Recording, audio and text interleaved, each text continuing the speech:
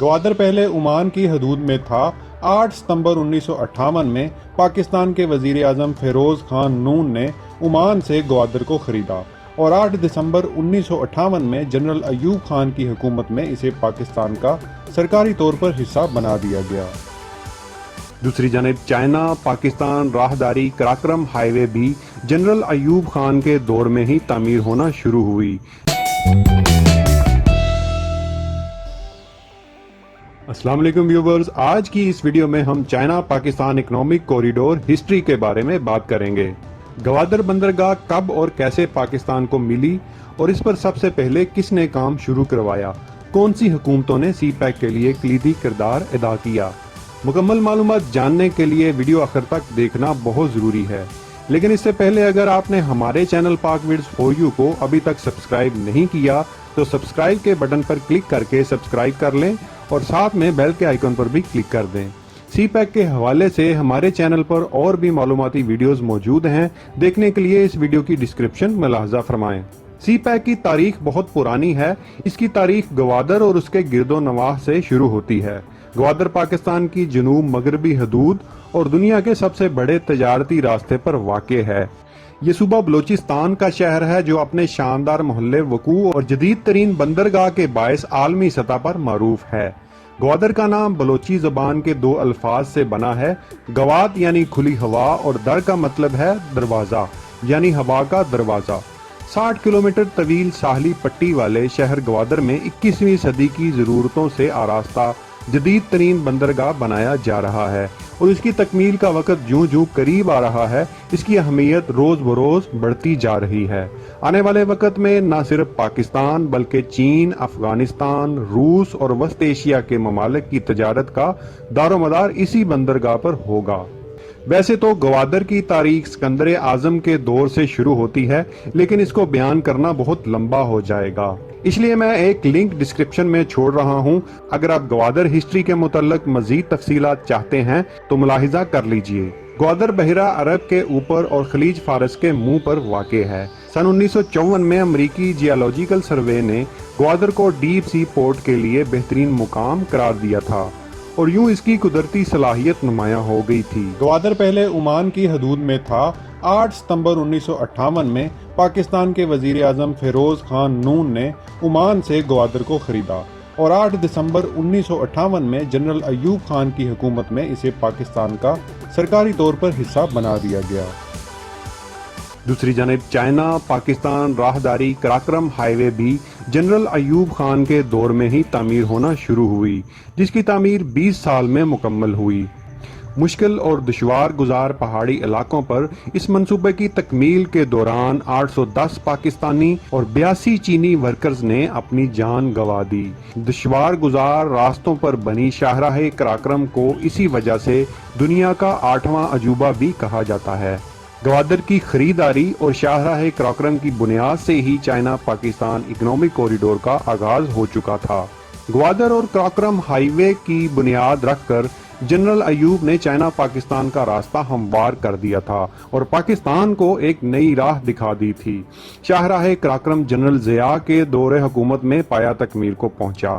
سن 1963 میں ذوالفقار علی بھٹو نے پاک چین دوستی کی بنیاد رکھی، لیکن ان کے دور حکومت میں کسی منصوبے پر خاص پیش رفت نہ ہو سکی۔ ادھر روس نے سن 1979 میں افغانستان پر حملہ کیا۔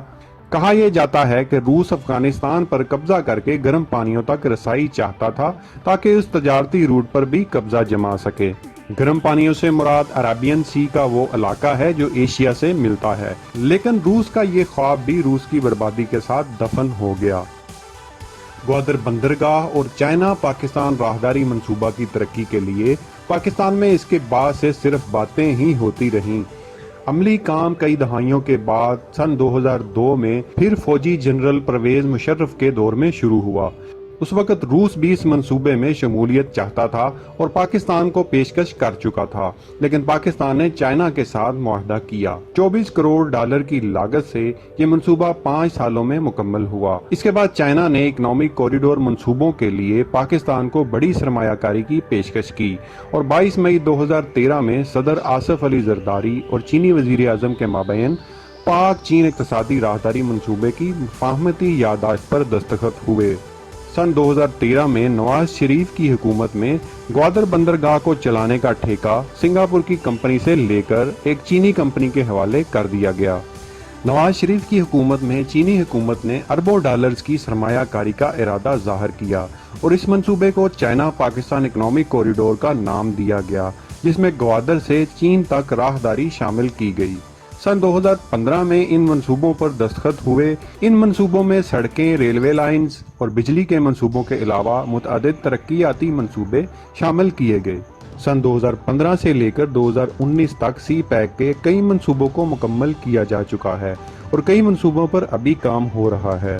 सी पैक के पहले मरहले के मंसूबे 80% मुकम्मल हो चुके हैं और मौजूदा वजीर आजम इमरान खान की हुकूमत सी पैक फेज 2 पर काम शुरू करने जा रही है। 2019 का साल सनती, समाजी, मुआशी और ज़रई साल करार दिया गया है। इस हवाले से भी एक वीडियो मेरे चैनल पाक वीड्स फॉर यू पर मौजूद है, जिसे आप देख सकते हैं। तो ये थी चाइना पाकिस्तान इकनॉमिक कॉरिडोर की तारीखी वीडियो अच्छी लगे तो लाइक एंड शेयर करना नहीं भूलिए। Thanks for watching this video. Pakistan जिंदाबाद।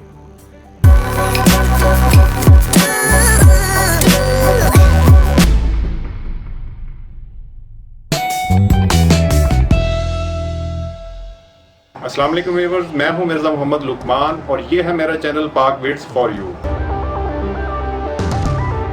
मैं बनाता हूं दिलचस्प हकीकत पर मबनी मालूमाती वीडियोस, जिसमें मैं आपको दिखाऊंगा interesting facts about Pakistan and information, Pakistan के मुस्बत हकायक, तरक्कियाती मंसूबे और उनकी मालूमात, China Pakistan economic corridor, दिफाए Pakistan, Pakistan की तरक्की और रोशन मुस्तकबिल, science and technology, effects and side effects और हिस्ट्री के मुतल्लिका वीडियोस। अगर आप तंग आ चुके हैं ऐसी वीडियोस से जिनमें मालूमात की बजाय फिक्शनल तखयलाती कहानियां दिखाई जाती हैं, तो this channel is for you, पाक वीड्स फॉर यू। मेरे चैनल को सब्सक्राइब कीजिए और साथ में बेल के आइकन पर क्लिक कीजिए और पाक वीड्स फॉर यू चैनल के साथ जुड़े रहिए, क्योंकि मैं दिखाऊंगा आपको वीडियो सच और असल हकायक के साथ, ना पुर इसरारियत ना हकीकत के बरअक्स। मैं वीडियोस बनाता हूं ऑथेंटिक वेबसाइट की जांच पड़ताल करके, ताकि शक की गुंजाइश ना रहे और असल हकायक आपको दिखाए जाएं। तो देखते रहिए पाक वीड्स फॉर यू। पाकिस्तान जिंदाबाद। मजीद वीडियोस देखने के लिए हमारे चैनल पाक वीड्स फॉर यू को सब्सक्राइब कीजिए और नई वीडियोस के नोटिफिकेशन के लिए बेल आइकन पर क्लिक कीजिए। Thanks for watching this video. Pakistan जिंदाबाद।